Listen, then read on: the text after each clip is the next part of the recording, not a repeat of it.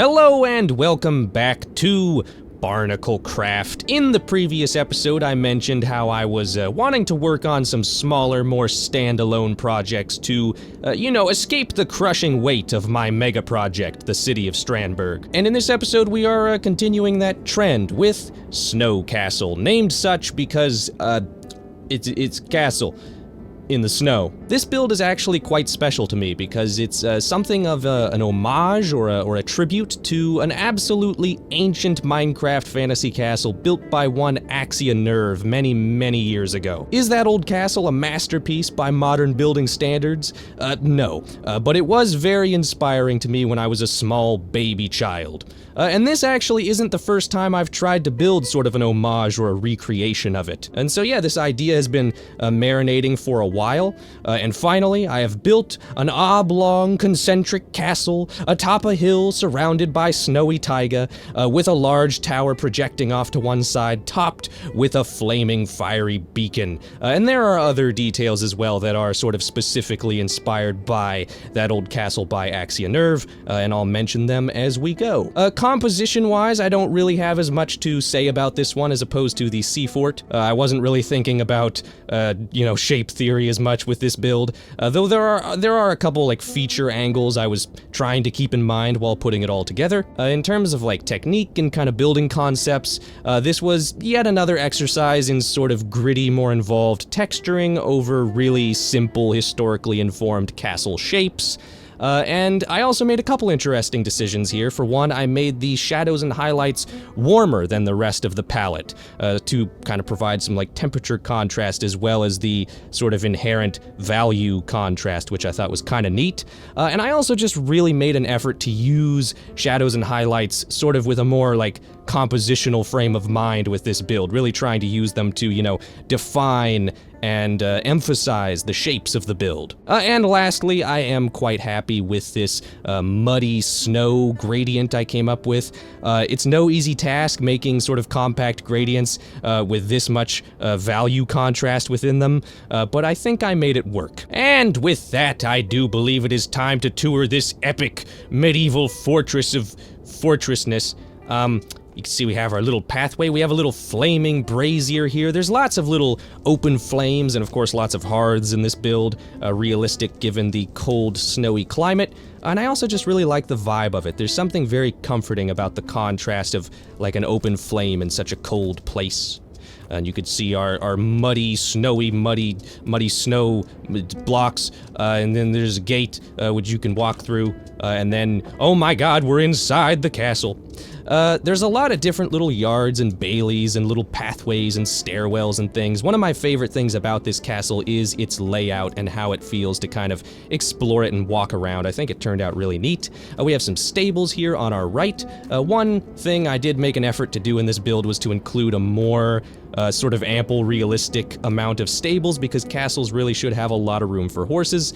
So we have these stables here, and we have some little chicken coop here in the corner. That's a very normal ornithopod behavior, theropod behavior. Through here we have a little sort of workstation for, I guess, a groom or a stable boy who might be repairing horseshoes or saddles or things like that. And through here we have yet more stables. So hopefully this is sort of an adequate amount of stables for the size of this build. It's very hard with Minecraft. You have to make certain sort of concessions in terms of realism, but I do try my best. We have our little pigsty and some kennels as well, with some of the new dog variants, and they're, pretty epic and all that. You may notice as well I'm using a lot of the sort of dead bushes, the new dried grass, and also a lot of these hanging pale roots, hanging pale moss. Really cool block, very normal mammalian behavior. Anyhow, originally I did try to use just your typical sort of grass and ferns and grass blocks in certain places as well, and I had made that mistake before, and once again I found that with the cold, snowy, muddy, sort of desolate climate, all the green foliage was genuinely just sort of clashing with the build. So I decided to use sort of mostly like desert plants in a very cold environment, which I think looks great. It really gives that feeling of sort of desaturation and dormancy. It's just much more, it just works much better. Through here we have a little ladder up to a hayloft. This was another important little bit of realism I wanted to include, because you have to feed your animals, unless you're a big, cruel, horrible meanie and you just starve all your poor block animals that don't actually need to eat. Over here we have a little well, and one detail I tried to include with some of the wells in this build were lanterns sitting around or on chains to imply that they might occasionally lower a lantern down the well to melt the groundwater, because I do imagine the groundwater here would be frozen most of the time. We have a little cart here, and over here we have our next little stop, which is the granary. And of course it's built up on little blocks to keep it off the ground so the rats don't get in.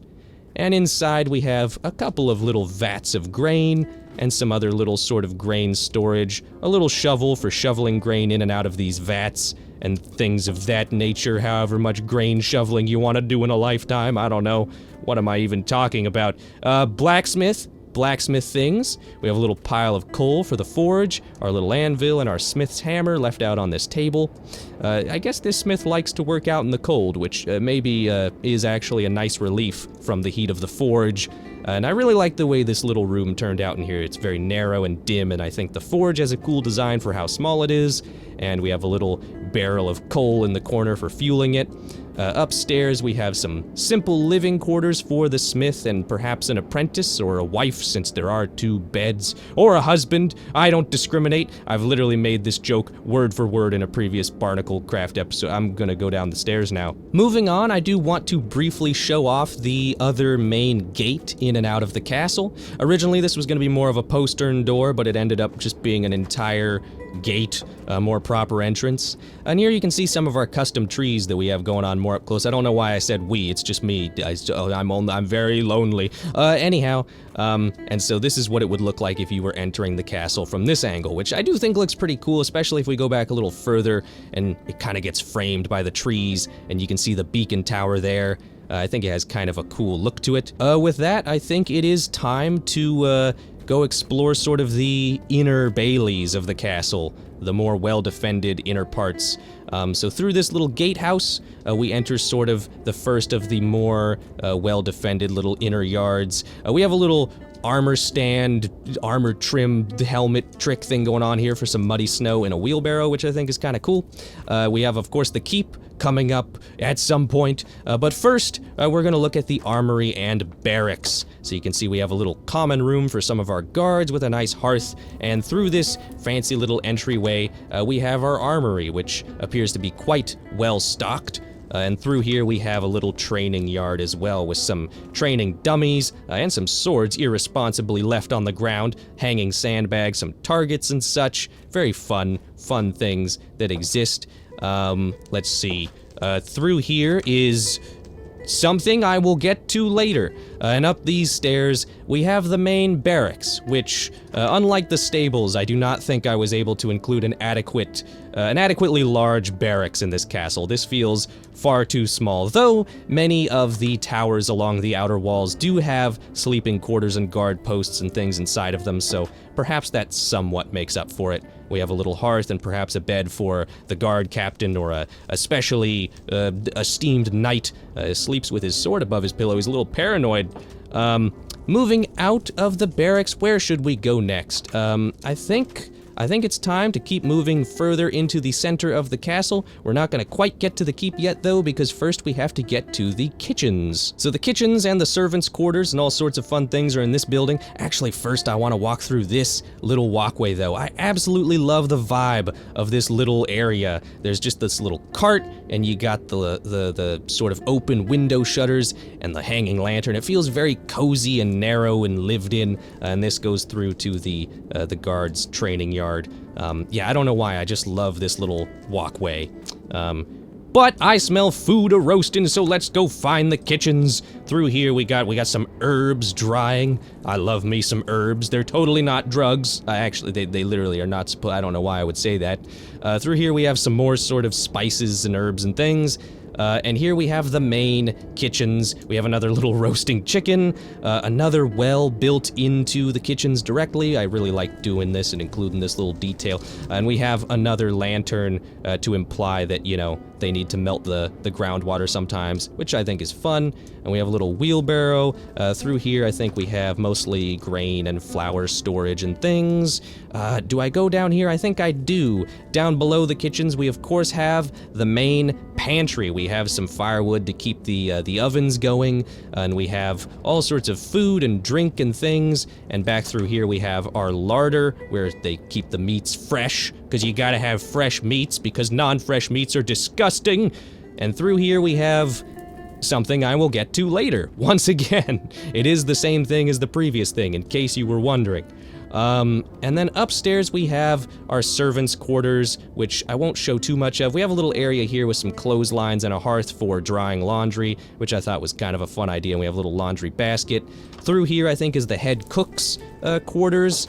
And through here is a more typical example of our servants' quarters we have. I do want to show off one room upstairs, though, up on the 3rd floor, because I do really like how the little servants' common room turned out. Nice little cozy hearth and a little table. Someone really short has to fit into that chair. And we also have this cool trick with the banners in the windows, which make kind of a nice curtain from the inside and give a really nice window frame effect on the outside. I did not come up with that. Do not sue me for copyright infringement. Back downstairs in this same building, through these doors, we have a mostly unused yard. This yard is really only accessible through sort of the internal parts of the castle, and it just didn't feel like anything that needed to be really accessible should be back here, so I mostly left it empty. We have a little cart hauling away some snow, which I think is a fun detail, and some little targets, one of which has been knocked over, so perhaps occasionally this is used as a training yard. And up here I can show off, there's a few of these. But if we go up here, there's all sorts of nice little guard posts and things along the wall, but I want to show off, there's a large ballista up on this little tower thing over here, which was quite tricky to design, and it is sort of massively oversized to get the correct shaping and detail in, but I think it's kind of fun. And moving back down here, we have all sorts of little built-in stairwells in the walls. I wanted to make sure everything was super accessible and explorable and just, you know, has that level of kind of immersion to it where you can navigate from one place to the next in a way that doesn't feel awkward. And speaking of navigation, I believe we're about to navigate into the keep. So yeah, past this little retaining wall, up on this little plinth by this brazier, we have the entrance to the keep itself, the central, most important building of the castle, where the noble lord himself must indeed dwell. And I really like this little door shape. Random note, I really like how the texturing turned out on this keep as well. I'm just gonna point that out and let you appreciate my genius. Moving on inside, we have a little entryway, and just around this corner we have our great hall. The colors of whatever lord or house dwells within this castle are green, brown, and white, so you can see that reflected on the banners, and also with the candles and the chairs and table and all that stuff is sort of has the theme colors going on. I really, really love the color of, I believe this is the weathered copper. It's the closest thing we have to mint green in this game, and it's beautiful. It pairs with the dark oak so well, and I really like using the cut copper as well for little cushion patterns. We have a big old hearth, of course, and some ale or something there, a nice little painting, some banners, all sorts of great holly things. And should we do the downstairs first? I think we should actually do it last, so we're gonna go upstairs before we do that. This floor is a combination of guards' quarters and servants' quarters. I believe these are some servants' quarters back here, and this is maybe the head maid for the keep. And then over through here we have a little guard post for just above the main gate with some little arrow loops, of course, some little weaponry and things like that. And we do also have just a small sort of barracks inside the keep itself, because, you know, I figured that was sort of a good idea, with a little smoldering hearth, of course. The next floor up is significantly more exciting. This is where the noble chambers and living quarters actually are, and I just want to say, I cooked with this interior. Be prepared for my cooking. I cooked with this solar. I cooked with other stuff we'll get to. I really love how this solar turned out. We have some built-in bookshelves, and this little step ladder is both for the bookshelf and also to get up to this little storage attic up here as well, which I thought was a cool sort of two birds with one stone little trick. I used the debug stick to get this table looking nice with the really skinny table legs. And we have, I love the way the weathered copper sort of blends with other shades of green. Again, it's the closest thing we have to mint green, and it just provides such a nice complementary sort of accent color. I love the colors in here so much. And we have a grand big ol' hearth, of course. Back through here we have the rookery, where the ravens or pigeons or things would be, whatever birds they're using to carry messages. And kind of similar to the previous build, the sea fort, you can walk through the little wardrobe here. I think I kind of cooked with this wardrobe even. Got a little hanging clothes rack and some little cabinets and such. And through here we have where the real cooking took place. We have the Lord's sort of office and writing desk. So we have a little lever as a quill, and a little wither skeleton skull as an inkwell, and of course a little book he's working on. Got a little cabinet thing in the corner. This chair, I love this chair. It does not connect from the side, but because you're going to predominantly be seeing it from this back angle, I think it works wonders. I love it. And another little green curtain, some cabinetry, some more built-ins, which is cool. And over here we have a bed I went absolutely crazy with. Much smaller and more compact than the bed in the sea fort, but I love it. Use the debug stick to get some buttons on a slab. You can even press these and they don't even pop off. It's very neat. Oh, it does open this trap door though. That's mildly emotionally disturbing. Anyhow, we have a little hearth, of course, because the Lord does need to stay warm, and some cabinetry with some fine wines or ales or something like that. And I just love the way this little space turned out. I think the colors are so satisfying to me, and I got to work in lots of fun little details. Just really, really happy with all that.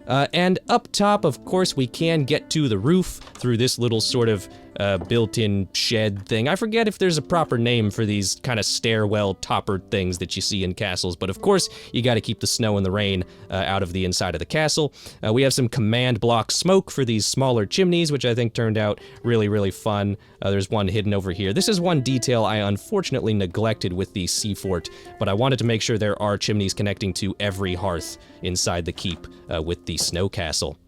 So we're almost done. We only have a couple more things to check out.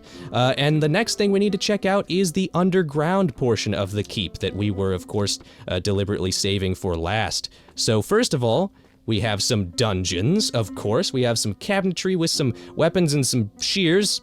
I love implied torture in my children's block game. And of course we have some prison cells, some dungeon cells for keeping, some no-good scoundrels, obviously. And then through here we have the main sort of storeroom beneath the keep with a huge cache of firewood and some cobwebs, except it's actually hanging moss, but it low-key just looks better as cobwebs than actual cobwebs. And yeah, of course, stores are very important. That's another detail along with the stables I was happy to include a lot of in this build, hopefully a somewhat realistic amount.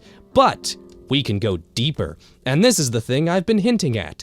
Beneath this castle, there are a network of secret passages, and they go a few different directions. Over this way, like down past this dark little corner, it connects up with the barracks, as I hinted at earlier, and also, as previously hinted at, that connects with the pantry beneath the kitchens. But we're gonna go this way because it's the most interesting.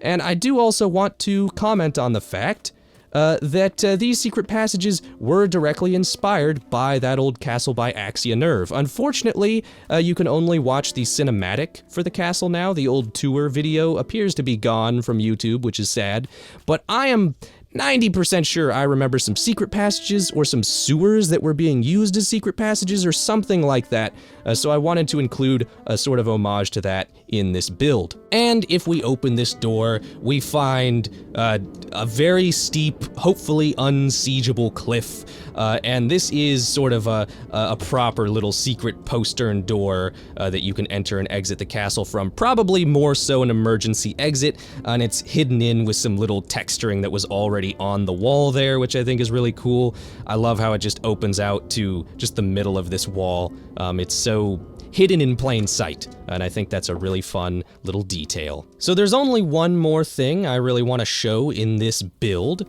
and that's something you've technically already seen, but I want to end off by actually walking our way up to the top of the beacon tower, since it is such an iconic aspect of that original castle that inspired this one, and it was such an important thing in my mind, anyhow, to include with this build. So we're gonna take this little step ladder up to the outer wall ramparts, and we're just gonna stroll along and enjoy the atmosphere, I suppose. This was a really enjoyable build. I do feel it was somewhat pushing the size limit of what can be considered small and self-contained, so I think whatever I do next will probably be more scope-wise in line with the sea fort, perhaps even smaller than the sea fort was, but we'll see. And anyhow, here we go. We have our little beacon of Gondor here.